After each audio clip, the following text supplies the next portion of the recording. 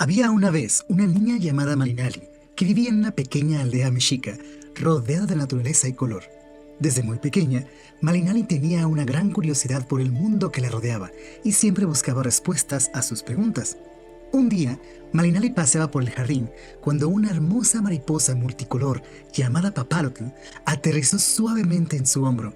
La mariposa tenía alas brillantes que parecían pintadas con los colores del arco iris.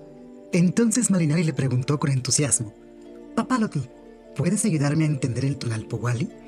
La mariposa con su dulce voz respondió: Por supuesto, Marinali.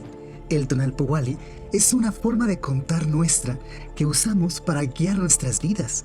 Está compuesta por 20 días y 13 números, y cada combinación tiene un significado especial. Marinali asintió, pero aún tenía dificultades para comprender cómo funcionaba. Entonces, Papalotl